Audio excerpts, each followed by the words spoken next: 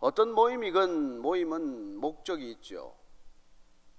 왜 모여야 하는지 목표가 분명해야 사람이 모이는 것이죠. 그게 자전거 동호회가 됐건 낚시 동호회가 됐건 또 혹은 NGO가 됐건 또 어떤 사적인 동문이거든 또 동향이건 이런 어떤 모임이건 모임은 목적이 있습니다. 교회는 어떤 목적입니까? 교회는 어떤 목적을 가지고 모인 모임이냐고 하는 것이죠. 교회는 예수님께서 시작하신 모임입니다. 교회는 하나님께서 친히 부르신 모임입니다. 그래서 교회는 그 어원을 보면 히브리인들을 애굽에서 불러낸 회중, 그 모임의 이름을 카할이라고 구약에서는 기록하고 있습니다. 하나님께서 부르신 사람들이죠. 그래서 모여서 그들은 회막을 중심으로 생활하기 시작을 했습니다. 시내산에서 말씀을 받고 성막을 짓게 되고 그들은 성막 중심의 생활을 하게 됩니다.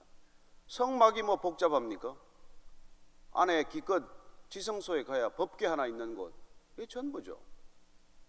그렇습니다. 12지파의 한가운데 그 정중앙에 위치한 지성소, 회막 안에 있는 지성소에는 법궤, 그리고 그 그룹의 날개를 이어 붙여서 속죄소라고 하는 시연자가 있을 뿐입니다.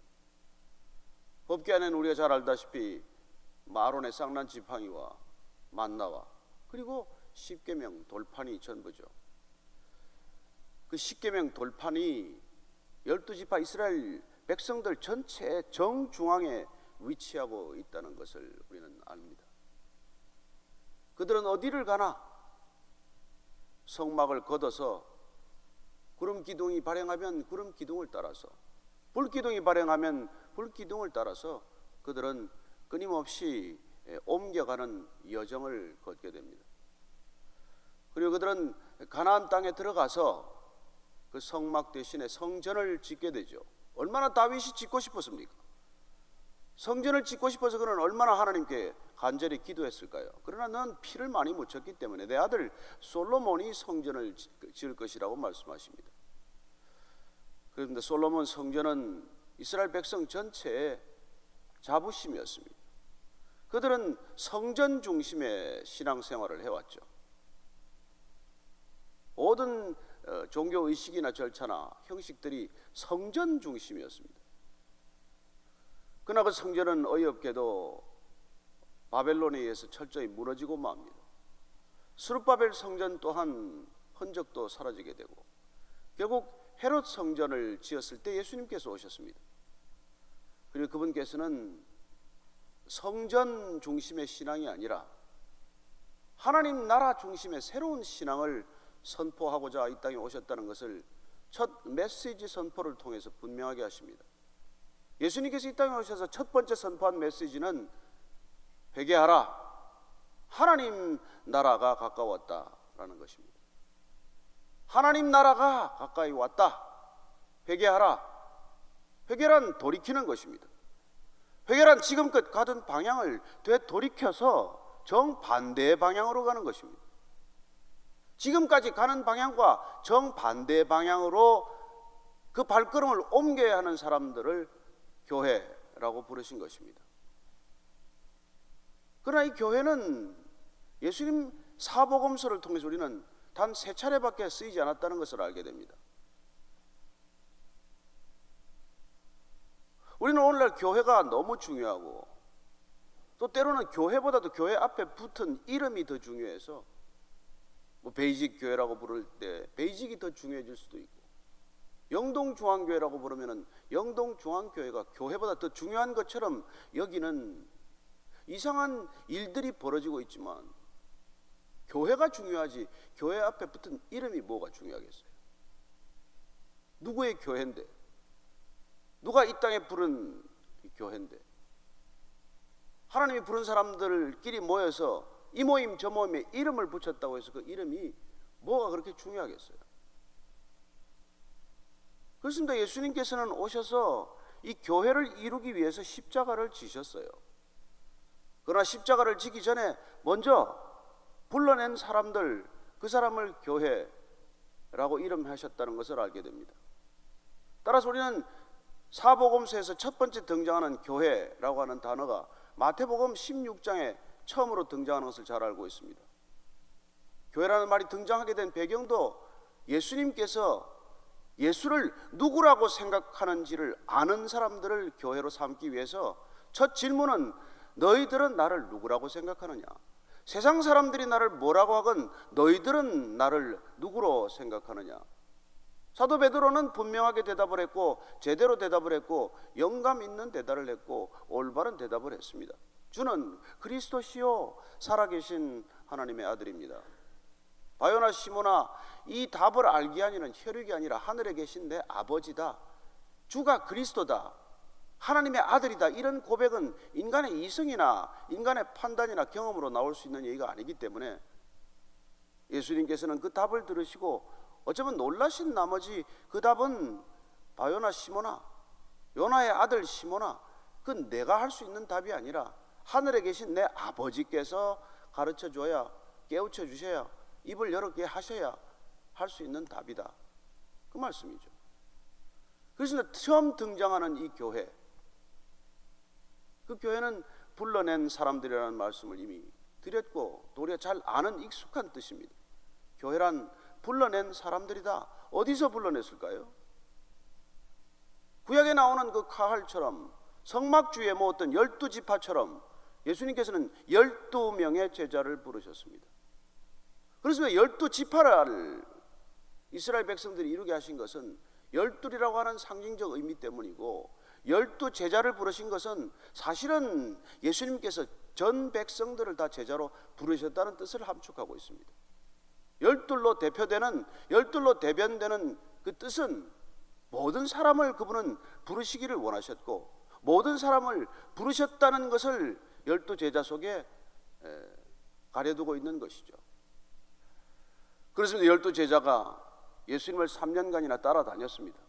그리고 예수님께서 떠날 때가 이르셨기 때문에 가이사랴 빌립보 지방에 이르렀을 때 그 지방이라고 하는 곳은 우상 숭배가 극심하고 판 신전을 비롯해서 온갖 신전이 다 세워져 있고 그리고 그곳은 가이사 로마의 황제를 기념하기 위해서 만든 그 도시, 우리로 치면 가장 큰 대도시의 한 도심 중앙에서 예수님께서는 너희는 이 세상의 모든 것들이 세상의 번영과 세상의 가치를 드러내고 있는 바로 이곳에서 너희는 나를 누구라고 생각하느냐고 물으신 것이고, 그리고 제자들은 그렇습니다. 가이사가 주인이라고 대답하는 이 모든 세상의 중심에서 로마 황제가 우리의 퀴리오스 주인이라고 말하는 이 세상 중심에서 우리는 세상이 우리의 중심이 아니고 세상을 다스리는 가이사르, 세상을 다스리는 통치자가 우리의 지배자가 아니고 우리는 예수님이 우리의 지배자입니다. 우리는 예수님의 제자들입니다. 이 고백을 올려드린 것이고 예수님께서는 이 고백, 믿음의 고백, 베드로의 고백, 너는 베드로라, 바요나 시몬하고 불렀던 이 베드로, 이 어부에 불과했던 사람을 이제 다시 한번 베드로라고 확인시켜 주는 것이고, 그리고 이 고백을 한 믿음의 고백 위에 나는 내 교회를 세우겠다고 말씀하셨습니다. 내 교회를 세우겠다고 말씀하셨고 이 교회는 어떤 것인지를 설명해 주셨습니다. 이 교회는 첫째로 사람이 어찌할 수 있는 것이 아니라는 것을 말씀해 주신 것이죠.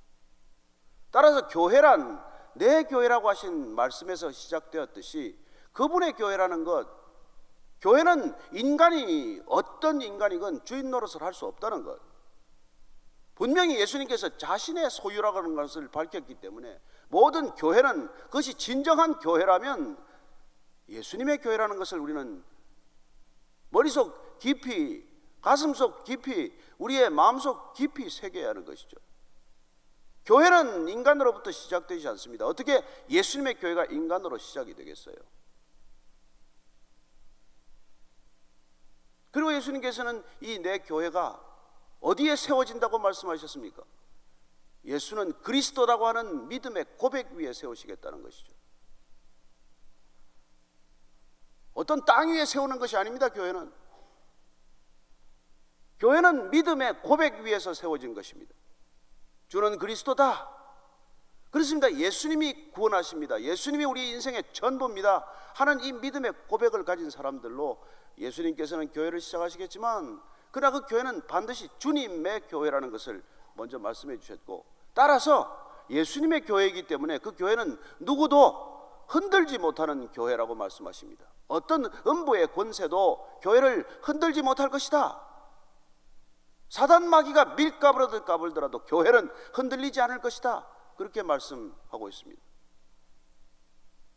오늘 실상은 어떻습니까? 교회는 한두 사람이 흔들 수 있는 조직이 되고 말았어요. 오늘 우리가 상식적으로 생각하는 교회는 어이없게도 괴팍한 사람이 하나 들어오거나 성질이 못된 사람이 들어오거나 욕심이 탐욕이 목구멍까지 찬 사람이 하나 들어와서 흔들기 시작하면 전체 교회가 다 흔들리는 이상한 조직과 이상한 모양의 구조를 가지고, 그리고 모두가 철석같이 교회라고 믿고 있다는 것입니다. 그러나 예수님께서 주여 주여 하는 자마다 다 하나님 나라에 올 것이 아니오 내 뜻대로 하는 자라야 하나님 나라에 들어올 것이라고 말씀하셨듯이, 우리가 아무리 교회라고 이름 지어 부른다고 한들 그것이 주님께서 내 교회라는 것을 인정하시지 않는다면 누가 교회 다닌다고 해서, 교인이라고 해서 그분께서 교회로 받아주시겠습니까?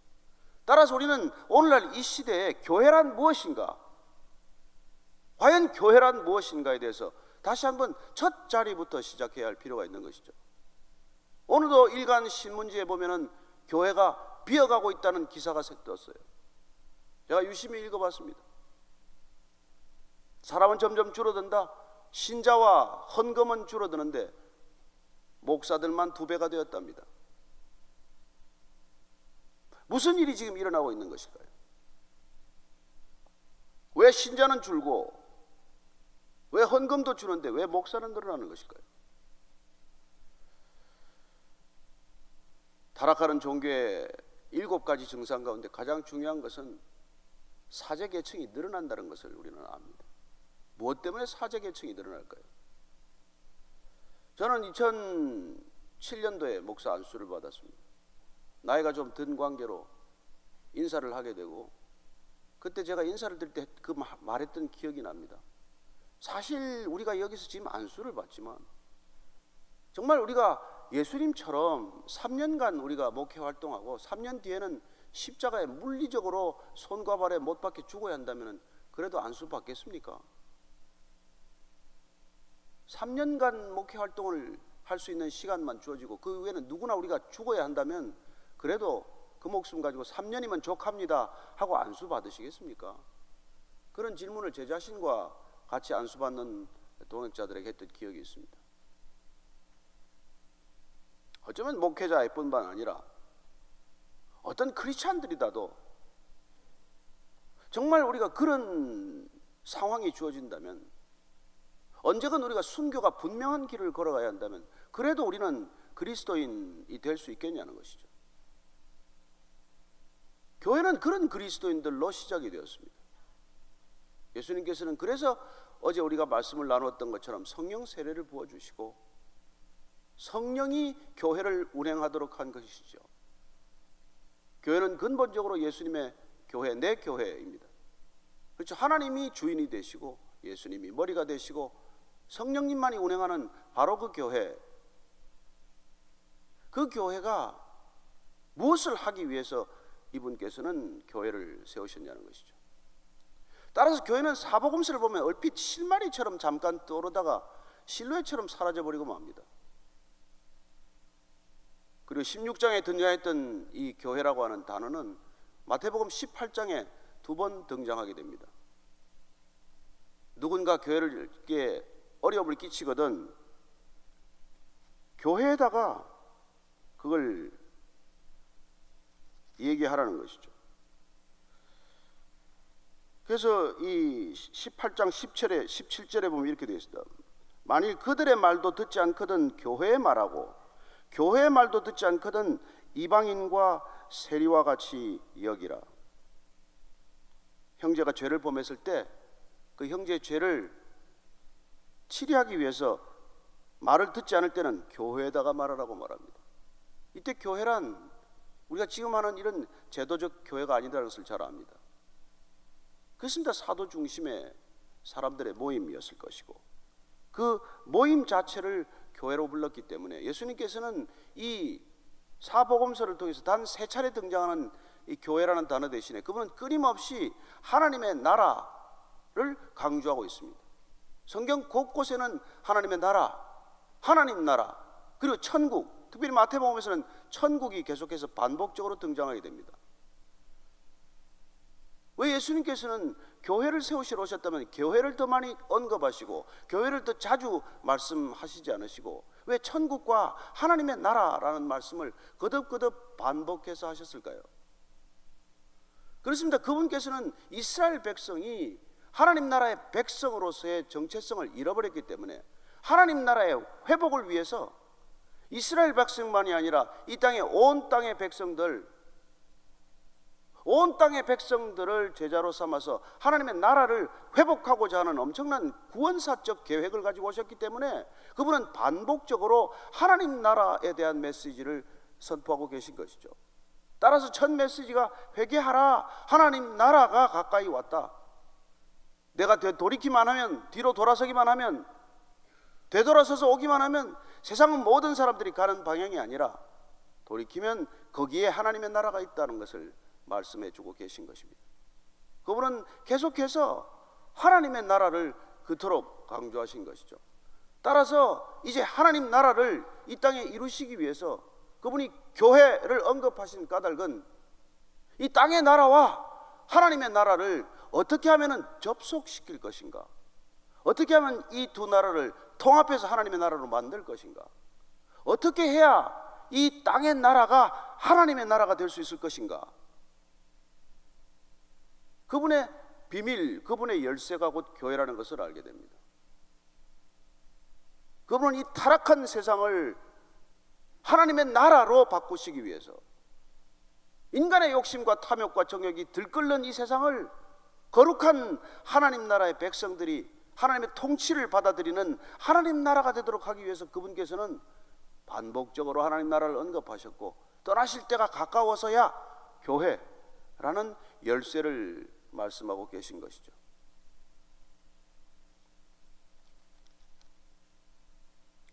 따라서 그분께서는 교회에 관한 비밀을 음부의 권세가 흔들지 못한다는 놀라운 말씀을 해주셨을 뿐만 아니라 이 교회가 무엇을 해야 할 것인지도 알려주고 계십니다. 그게 마태복음 18장 18절에서 20절까지의 말씀입니다. 교회에 주신 하나님의 소명이기도 하고 교회에 주신 하나님의 능력이기도 한 이 말씀을 우리가 한번 같이 읽어보겠습니다. 마태복음 18장 18절에서 20절까지 말씀입니다.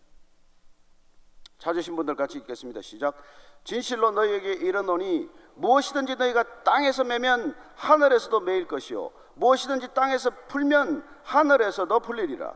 진실로 다시 너희에게 이르노니 너희 중에 두 사람이 땅에서 합심하여 무엇이든지 구하면 하늘에 계신 내 아버지께서 그들을 위하여 이루게 하시리라.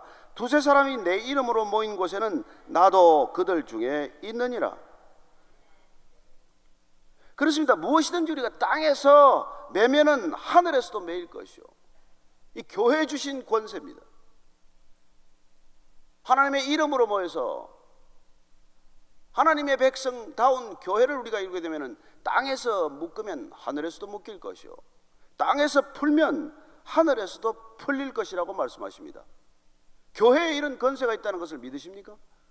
따라서 교회가 용서할, 죄를 사할 권세가 있다는 것을 믿으십니까? 주님이 우리에게 성령을 보내주셔서 죄에 대하여, 의에 대하여, 심판에 대하여 깨닫게 하시고 교회 주신 권세가 죄를 사할 수 있는 권세, 풀 수 있는 권세, 하늘에서 풀리도록 하는 놀라운 통로의 역할을 하고 있다는 것을 우리는 믿어야만 합니다. 이 교회에 그런 권세가 있다는 거예요. 하나님의 나라가 이 땅에 임하는데 교회는 바로 가장 분명하고 확실한 통로로서의 자리를 매김을 해주신 것이죠. 따라서 이 교회를 우리가 잠잠히 들여다보면은 여기에 하나님의 나라가 쏟아져 들어오는 것을 보게 됩니다. 교회를 통해서 하나님의 나라가 위로부터 임하는 것을 보게 되는 것이죠. 따라서 이 땅에서는 하나님을 어떻게 알 수 있으며 하나님의 나라를 어떻게 볼 수 있겠습니까? 교회를 통해서 하나님을 보라는 것이고, 교회를 통해서 하나님의 나라가 어떻게 통치되는지 그 방식을 확인하라는 것이죠.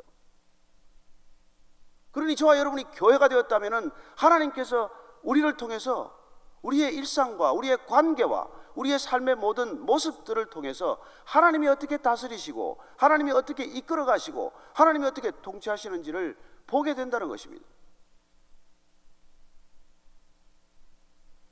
또 한 가지는 주님께서 우리가 합심해서 구하면은 하늘에 계신 아버지께서 이루실 것이라고 약속하십니다.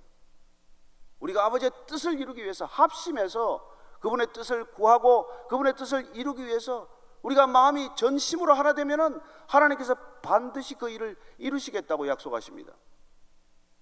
이 약속을 우리가 믿어야 한다는 것이죠. 그리고 예수님께서 말씀하십니다. 내 이름으로 모인 곳에는 반드시 그들 가운데 함께 있을 것이라고 말씀하십니다. 이 자리에 함께 계심을 믿으십니까? 우리가 그분의 이름으로 함께 모였으면 그분이 함께 계심을 믿으십니까? 따라서 우리는 하나님의 나라가 이 땅 가운데 임하는 중요한 통로인 이 교회가 막히게 해서는 안 됩니다. 이 교회가 장애물이 되어서는 안 된다는 것이죠. 거꾸로 이 땅에 하나님의 나라가 임하지 못하도록 하는 사탄의 계략이 있다면 교회 흔들면 간단할 것이죠. 교회 하나 흔들면 하나님의 나라를 임하도록 하는 통로를 막아버리는 셈이 아닙니까? 따라서 사탄은 교회 밖에서 활동하지 않습니다. 저기는 다 저들의 세상이에요. 그들이 몰래 침투해서 그들이 하나님의 나라가 임하지 못하도록 하기 위해서 어디서 활동을 하겠습니까? 여러분, 교회 안에는 하나님을 대적하는 사람들이 득실득실하다는 것을 기억하십시오. 뭐 강남에 술집에 가 있겠습니까? 어디 뭐 등산 동호회에 가 있겠습니까? 그래서 어떤 분이 영안이 열려서 보니까 교회 지붕에 마귀가 새까맣게 붙어 있다는 것이죠.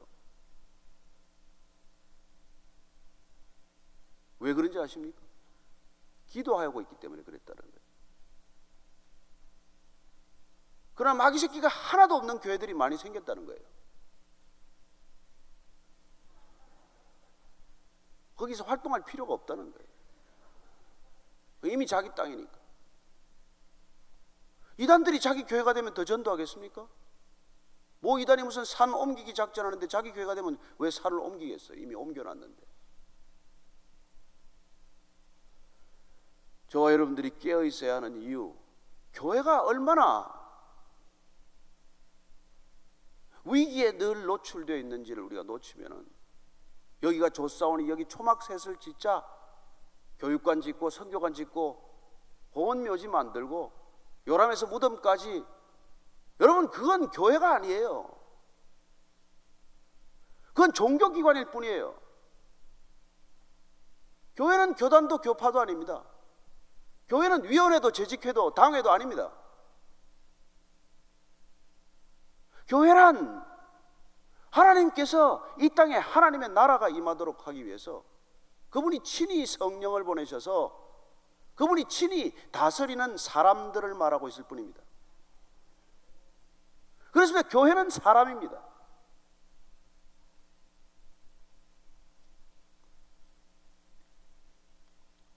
따라서 그분이 그 사람들이 교회라는 이름으로 모여서 뭘 해야 교회가 유지되고 지켜질 수 있겠냐는 것이죠. 그 교회가 지켜지게 하기 위해서 그분은 팬을 모은 것이 아니라 제자를 부르기로 결정한 것입니다. 팬클럽을 만든 게 아니지 않습니까? 따라서 사도 요한은 예수님께서 제자를 부르셔서 제자가 되게 하시는 새 갈래, 그분의 부르심을 우리에게 알려주셨습니다. 먼저는 그분께서 말씀으로 우리를 제자로 빚으시고 교회가 되게 하신다는 것을 우리는 알게 됩니다. 그분의 말씀을 날마다 먹는 사람, 그분의 말씀을 날마다 묵상하는 사람, 그분의 말씀을 날마다 내 인생의 사건이 되도록 하는 사람. 그렇습니다. 내 말이 너희 안에 거하면 진리를 알지니 진리가 너희를 자유케 하리라.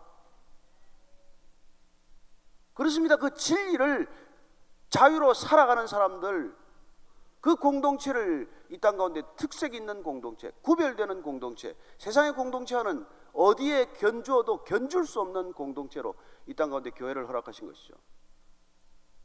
두 번째가 오늘 우리가 읽은 말씀대로 내가 너희를 사랑한 것 같이 너희도 서로 사랑하라. 너희가 서로 사랑하면 세상 모든 사람들이 너희가 내 제자인 줄 알리라. 곧 내 교회인 줄 알리라, 이 말입니다. 그런데 오늘 교회는 뭐라고 했습니까? 모든 일을 하는데 사랑하는 일만 안 합니다. 수많은 일을 하는데 사랑하는 일은 기피합니다. 성경 공부도 하고 예배도 드리고 아우리치도 가고 수많은 일을 하는 것 같은데 보면은 서로 사랑하지는 않습니다. 이 서로 사랑하라고 할 때 예수님께서 내가 너희를 사랑한 것 같이 너희도 서로 사랑하라고 할 때 이 사랑은 도대체 어떤 사랑입니까? 우리가 잘 아는 아가페 사랑 아니에요. 아가파오 한다는 거예요. 예수님께서 3번씩 부인한 베드로를 다시 갈릴리 해변가에서 만나셔서 너는 나를 사랑하느냐? 너는 나를 사랑하느냐? 3번째 다시 그분께서는 아가페라는 단어를 바꿔서 필레오라는 단어를 쓰셨지만은 궁극적으로 그분께서는 사랑을 확인하시고 내 양을 치라. 여러분, 그분의 사랑을 우리에게 확인케 하시고 그분의 사랑을 부어주시고 그분의 사랑을 쏟아서 사랑에 잠기게 하셔서 우리가 하는 일은 비로소 양을 치는 것, 비로소 누군가를 섬기는 것, 비로소 누군가를 주께로 인도하는 것, 그 일이 시작이 되는 것이죠. 사랑할 때만 가능한 일이죠. 그 사랑은 우리가 주고 받는 사랑이 아닙니다. 조건부 사랑이 아닙니다. 주고 또 주는 사랑이죠.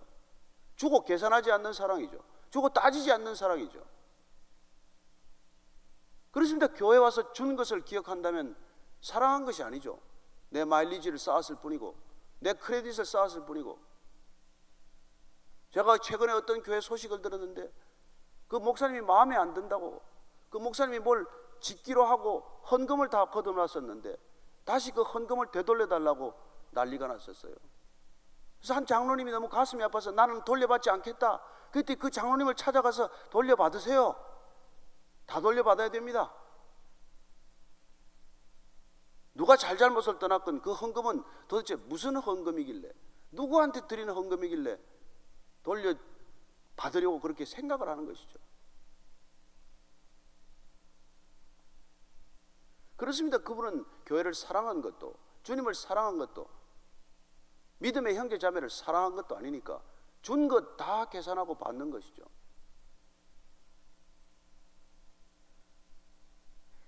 어쩌면 치부책에 결혼 축의금이나 조의금 나간 것도 다 기록을 해뒀겠죠.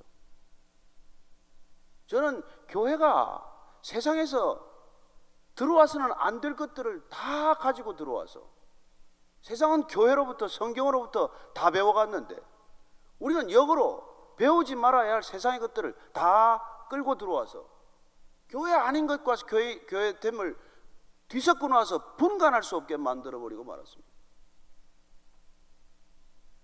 세상의 기준과 잣대를 교회로 그대로 가지고 들어온 것이죠. 그러니 어떻게 교회가 교회다울 수 있겠습니까? 사도 바울은 교회를 경험하고 나서 그는 그렇게 말합니다. 보라, 이전 것은 지나갔으니 새 것이 되었도다. 새 것이 되었도다. 뉴 크리에이션이 되었도다. 여러분, 교회로 부름받은 사람들은 과거의 피조물이 아니라, 아담의 후손이 아니라 새로운 피조물, 뉴 크리에이션, 전혀 다른 인류라고 말하는 것을 기억해야 합니다. 예수님께서는 단순히 그냥 새 포도주는 새 가죽 부대에 담으라고 말씀을 하셨지만은 사도 바울은 더 강경한 표현을 써서 새로운 피조물, 새로운 인류, 새로운 인간이라는 것을 말씀해 주고 있습니다. 따라서 교회란 세상과 구별되려고 노력하는 것이 아니라 구별될 수밖에 없는 존재라는 것을 알게 됩니다. 교회가 어떻게 세상과 비슷할 수가 있습니까? 저는 오늘날 교회가 다시 한번 주님 앞에서 주님이 꿈꾸셨던 바로 그 교회의 꿈을 함께 꾸게 되기를 축복합니다. 그분이 원하셨던 교회가 무엇입니까? 그렇습니다. 그분께서는 이 교회를 이루기 위해서 제자를 부르셨고, 말씀이 충만한 제자, 내가 너희를 사랑한 같이 서로 사랑하는 제자, 그리고 성령의 열매를 맺는 제자, 그런 공동체가 음부의 권세가 흔들지 못할 것이라고 말씀해 주신 것입니다. 우리가 흔들리고 있다면 작은 일에도 흔들리고 크고 작은 사건에도 흔들리고 단 두세 사람에 흔들 수 있는 교회라면 그것은 주님이 말씀하신 교회와는 멀어도 한참 먼 교회 아니겠습니까? 그러나 저는 여전히 이 시대에도 그런 교회가 가능하다고 믿습니다. 주님이 원하시는 교회는 이 시대에 지금도 동일하게 가능하다고 믿습니다. 그분이 시작하시면, 그분이 성령을 부으시면, 성령에 사로잡힌 사람들이 성령 공동체를 이루면, 거듭난 사람들이 중생 공동체를 이루면 여전히 그런 교회는 가능하다고 믿습니다.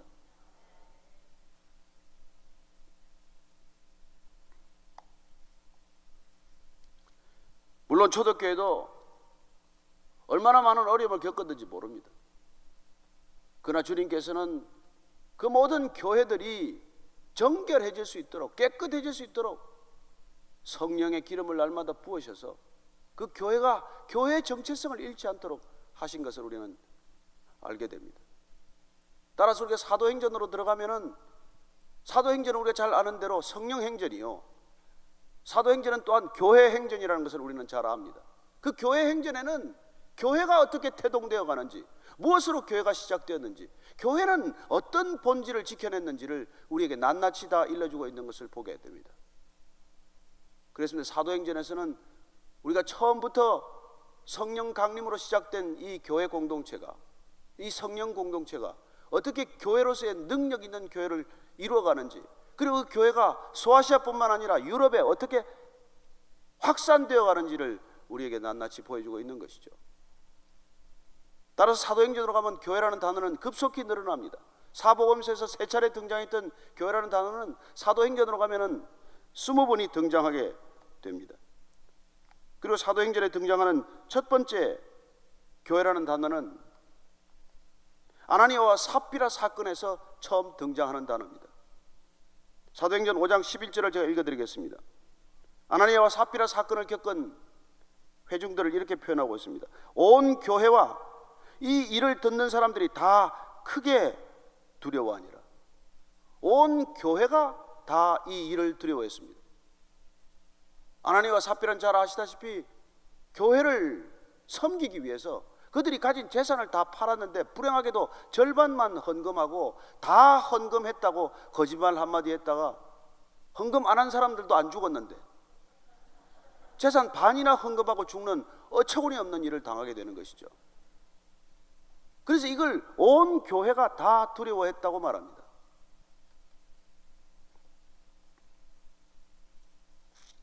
(7장 18절로) 가면은 다시 이런 얘기가 나옵니다.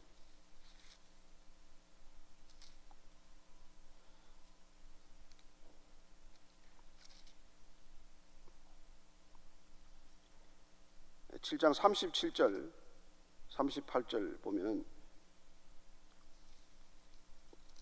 스데반의 설교 가운데 놀랍게도 스데반의 설교 중에서 광야교회라는 말이 처음으로 등장을 합니다. 그래서 37절 38절을 같이 한번 읽겠습니다. 시작. 이스라엘 자손에 대하여 하나님이 너희 형제 가운데서 나와 같은 선지자를 세우리라 하던 자가 곧 이 모세라. 시내산에서 말하던 그 천사와 우리 조상들과 함께 광야 교회에 있었고 또 살아있는 말씀을 받아 우리에게 주던 자가 이 사람이라. 여러분, 광야 교회란 무엇을 말합니까? 이스라엘 백성 전체를 말하고 있습니다. 하나님이 부르셔서 하나님의 백성으로서의 그 모습을 갖추어가는 모든 백성을 이름하여 광야 교회라고 부르습니다. 하나님의 부른 사람들 전체를, 이스라엘 백성 전체를 광야 교회라고 불렀다는 것을 알게 됩니다.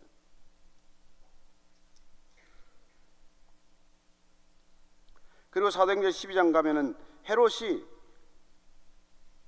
야고보를 사형에 처하고 순교케 하더니, 그리고는 이렇게 말씀하고 있습니다. 12장 1절에 그때 헤롯 왕이 손을 들어 교회 중에서 몇 사람을 해하려 하였다고 말합니다. 교회 중에서 예루살렘에 있는 모든 하나님을 주라고, 그리스도를 주라고 고백한 사람들을 교회라고 부른다는 것을 알게 됩니다.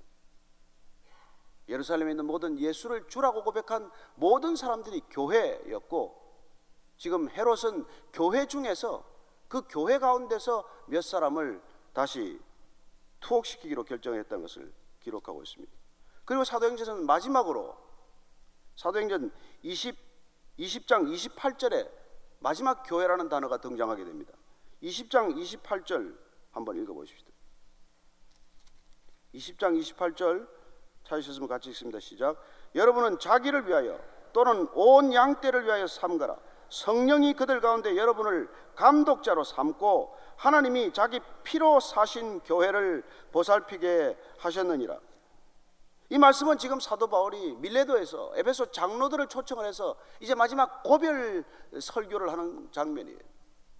그는 이 자리에서 교회란 무엇이냐, 하나님께서 교회를 어떻게 해서 허락하셨느냐, 그리스도의 피로, 하나님이 자기 피로 사셨다고 하는 것을 처음으로 우리에게 알려주고 있습니다.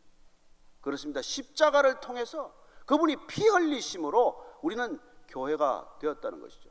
따라서 교회는 그분의 피로 사신 교회만이 진실한 교회이고, 우리가 그분의 피를, 우리가 빚진 자로 생각조차 할 수 없는 사람이 있다면 교회가 어떻게 될 수 있겠습니까? 따라서 우리는 십자가의 피를 날마다 묵상하는 사람인 것이죠.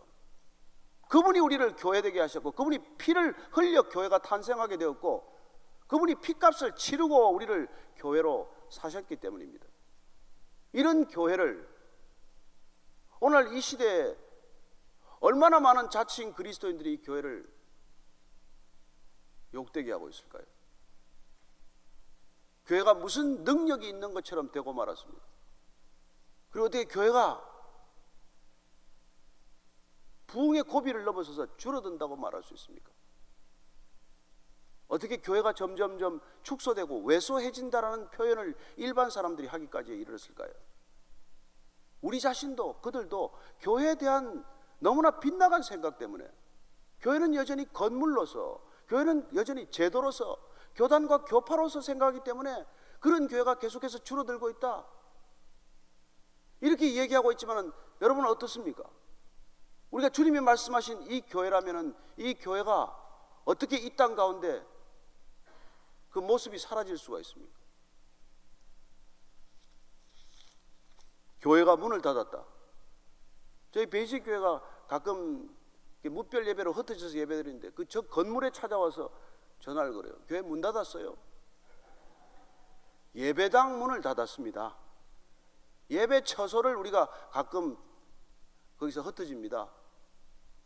그렇습니다. 우리는 분명히 예배당, 예배 처소와 교회는 다르다는 것을 분명하게 사용해야만 합니다.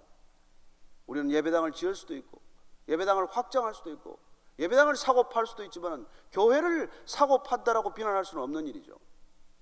저는 이 땅에 교회 아닌 것을 보고 교회를 비방하는 것이 가장 가슴 아픈 일입니다. 이 세상 사람들은 교회가 무엇인지를 모르기 때문에 2단도 교회요, 3단도 교회요, 모두 교회라고 이름했기 때문에 진정한 교회와 교회 아닌 것을 구분하지 못하기 때문에 교회를 비난하는 것이죠. 어떤 경우도 교회는 비난받을 수 없습니다. 어떤 경우도 진정한 교회는 비난받을 일을 하지 않습니다. 어쩌면 박해를 하더라도 교회를 비난하지 않습니다. 교회는 늘 성령님이 말씀하고 계신 것입니다. 우리 요한계시록에 가면은 소아시아의 7교회 대표적인 교회 이름이 나오지만은 에베소서, 에베소 교회, 서머나 교회, 버가모, 두아디라, 사대, 빌라델피아, 라오디게아 교회 어떤 교회였건 주님께서 책망할 것이 있건 없건 늘 성령을 통해서 말씀하셨다는 것을 알게 됩니다. 따라서 그 모든 7개에서 반복되어서 나오는 성경 말씀은 귀 있는 자는 들을지어다, 성령께서 하시는 말씀을 들을지어다, 그렇게 기록하고 있습니다. 오늘날 우리는 얼마나 성령께서 하시는 말씀에 귀를 기울이고 있습니까? 저와 여러분 모두 성령께서 하시는 말씀에 귀를 기울인다면 교회가 빗나갈 일을 뭘 할 수가 있겠으며 어떻게 교회가 조롱당하고 비난당할 수 있겠습니까? 왜 교회여야 합니까? 저는 이 교회만이 이 세상을 구원할 수 있기 때문이라고 믿습니다. 어떻게 구원하는 것입니까? 어떻게 우리가 구원에 동참할 수 있습니까? 그분이 교회 되게 하신 대로 우리가 교회 되기만 하면 됩니다. 우리가 어떻게 하면 교회 됩니까?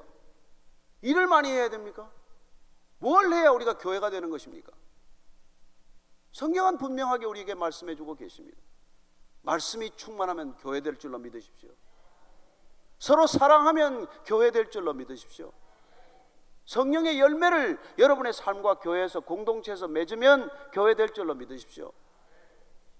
오늘 서로 사랑하라는 말씀을 읽음으로 오늘 이 집회, 마지막 집회를 시작했습니다만 우리는 사랑하지 않고 전도의 열을 올리는 사람들을 흔히 봅니다. 어떤 사람은 사랑하지는 않는데 온 열심을 다하는 사람들이 있어요. 짧은 시간만 놓고 보면 열매가 있는 것 같지만 긴 시간을 놓고 보면 결국 아무 열매도 없습니다. 저는 여러분들이 서로 사랑하는 것이 전도가 되기를 축복합니다. 우리가 서로 사랑하는 것이 선교가 되기를 축복합니다. 서로 사랑할 때 여러분 교회가 탄생하는 줄로 믿으시기 바랍니다. 주님께서 그러면 왜 그분 당신 자신을 전부 들여서 사랑하기로 결정하셨습니까? 어떻게 교회는 이 땅에 모두를 구원할 수 있다고 말씀할 수 있게 되셨습니까? 여러분, 이 세상은 사랑이 없는 곳이기 때문에 우리의 에로스적인 사랑, 우리의 육신의 사랑인 스토로게, 그런 사랑들은 넘칠지 모르지만 우리가 사랑하고 또 사랑하고 주고 또 주고 섬기고 또 섬기고 끊임없이 우리가 반대급부를 바라지 않고 사랑함으로써만이 이 온 땅을 사랑의 선순환으로 만들기 위해서 교회를 이 땅에 세우셨다는 것입니다. 따라서 예수님이 왜 BC와 AD를 가르는 중심이 되십니까? 왜 우리 인류 역사는 Before Christ BC와 안노 도미니 주 이후로 갈라지게 되었습니까? 공산권이건 무슬림권이건 왜 2019년 AD 2019년을 살게 되었습니까? 그분이 제자들에게 서로 사랑하라고 하신 이 말씀이 이루어짐으로써 시작된 하나의 분기점 아니겠어요? 그전까지 인간은 사랑하지 못했습니다. 사랑을 몰랐습니다. 오직 권력만이 있었을 뿐이에요. 이 세상의 질서를 이루는 것은 두 가지입니다. 하나는 권력이요, 하나는 사랑입니다. 인간은 모든 질서를 권력적 질서로 만들었어요. 심지어 예루살렘 성전 질서까지도. 예수님 오실 당시에 사두개인들은 헤롯 정권과 빌붙어서 얼마나 많은 기득권을 만들고 누렸는지 모릅니다. 따라서 예수님 이전까지는 끊임없는 권력 질서 속에서 종교 또한 거대한 권력 질서에 속하고 말았지만 예수님이 오셔서 권력적인 질서가 아니라 이제는 이후로는 너희들이 서로 사랑함으로, 서로 사랑의 질서를 이루어감으로, 기꺼이 서로 사랑함으로 하나님이 이 땅에 구원할 수 있는 모든 터전을 만드시고자 한 것이죠. 따라서 기억하십시오. 열심히 일한다고 구원이 임하지 않습니다. 먼저 사랑하지 않는다면 어떤 것도 하나님의 일이 될 수 없다는 것을 말씀해 주고 계십니다. 이 땅에 오셔서 첫 번째 우리가 산상수훈의 메시지는 무엇입니까? 사랑 없이 하는 모든 종교적 행위가 위선덩어리라는 것을 말씀해 주지 않으셨습니까? 대표적인 종교적 행위, 기도, 구제, 금식, 무엇을 할지라도 하나님에 대한 사랑 없이, 이웃에 대한 사랑 없이 오직 나를 사랑하는 동기에서 출발한 것이라면 그것은 위선에 불과한 것이고, 하나님은 알아주지 않는다는 것을 말씀해 주신 것이죠. 사람이 알아준 것을 왜 하나님이 알아주시겠습니까? 사람이 이미 알아준 것을 하나님이 왜 또 알아주셔야 합니까? 사람이 이미 인정한 것을 하나님이 왜 또 인정하시느냐는 것이죠.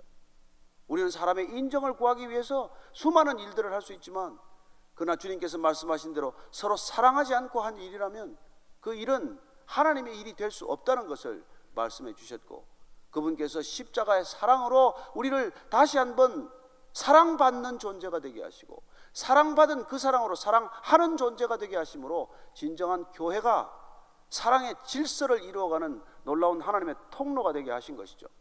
이 교회만이 권력적 질서로부터 자유로워서 이 땅에 진정한 구원의 질서, 하나님 나라의 질서, 사랑의 질서를 이루고자 하는 것입니다.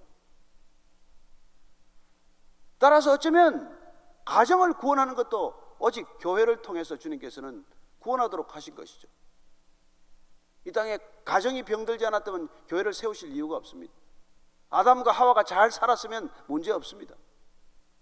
그러나 그들은 결국 사탄의 꾀임에 빠지고 선악과를 먹게 되고, 결국 부부간에도 서로 다투고 책임을 전가하고, 그렇게 하나님이 주신 놀라운 권리를 스스로 포기하지 않았습니까? 따라서 이 땅에 가정이 파괴됨으로써 시작된 이 하나님 나라의 파괴적 질서는 주님께서 다시 이 땅에 교회를 세우심으로, 교회를 통해서 이 땅의 가정과 사회를 구원하고자 하신다는 것을 우리는 알게 됩니다. 따라서 사단의 전략은 뭘까요? 교회만 흔들면 됩니다. 교회만 깨면 됩니다. 교회만 없애면 됩니다. 여러분, 지금 교회를 박해하기 위해서 모든 세력이 연합하고 있다는 거 아십니까? 왜 WCC입니까? 무엇 때문에 종교 통합을 합니까? 교회 말살 정책이죠. 정신 차려야 합니다. 지금 이 나라가 준비하고 있는 게 뭡니까? 인권법은 뭘 지금 목표로 삼고 있습니까? 왜 무슨 이 교회를 향해서 목조에 오는 것을 우리는 지금 이렇게 느슨하게 지금 대하고 있을까요? 교회의 본질을 우리가 놓쳤습니까?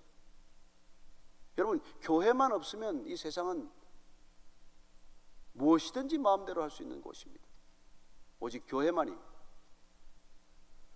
저는 오늘 이 밤에 우리가 주님께서 이 거대한 권력적 질서 속에서 어떤 인간도 온전히 꽃피울 수 없는 세상을 주님께서 온전히 꽃피울 수 있는 인간의 심어둔 하나님의 형상과 모양이 회복되도록 하시기 위한 이 거룩한 교회가 서로 사랑할 때, 놀랍게도 말씀으로 가득 찰 때, 성령으로 충만할 때 진정한 교회가 되고, 그 교회야말로 이 땅의 모든 질서를 뒤집어 엎어서 혁명적인 질서, 진정한 혁명적 질서, 사랑의 질서로 이 세상을 하나님 나라로 만드시는 것이 그분의 계획이요 목적이라는 것을 다시 한번 마음속 깊이 새기게 되기를 축복합니다.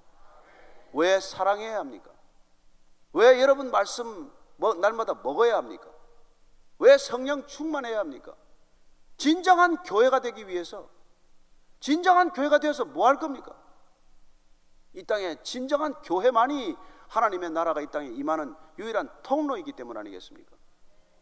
예수님께서 이 땅에 끌고 내려온 하나님의 나라, 마치 시집간 딸이 다시 친정에 와서 한 살림 챙겨가지고 그 못 사는 가정에 가서 다시 그걸 풀어놓듯이, 주님께서 아버지로부터 한 살림 차려가지고 내려온 게 하나님 나라요, 그리고 그게 교회라는 것입니다. 우리는 그분께서 목숨을 걸고 가져온 이 교회를 지켜야 합니다. 우리는 교회가 되어야 합니다. 우리는 교회가 다니는데 만족해서는 안 됩니다. 우리는 교회를 세우는 존재가 아닙니다. 우리가 교회가 되어야 합니다. 우리가 교회입니다. 하나님의 사람들이 교회입니다. 서로 사랑하는 형제 자매가 교회입니다. 날마다 말씀을 먹는 사람들이 교회입니다. 성령 충만한 사람들이 교회입니다. 이 교회가 음부의 권세를 이길 줄로 믿으시기 바랍니다. 이 교회는 세상이 감당치 못할 줄로 믿으시기 바랍니다. 이 교회야말로 세상을 이길 수 있는 유일한 하나님의 선물, 하나님의 은혜라는 것을 기억하십시오. 오늘 우리가 기도할 때 하나님, 우리 한 사람 한 사람이 교회 되게 해주십시오. 내가 교회임을 날마다 선포하게 해 주옵소서. 교회 어디 다닌다고 말하지 않게 해 주옵소서. 어느 교회 다니느냐고 묻지 않게 하옵소서. 당신이 교회냐고 묻게 하여 주옵소서. 그렇게 한번 우리가 간절히 기도하십시다. 한번 주의 이름을 우리가 오늘 부르고 같이 한번 기도하십시다.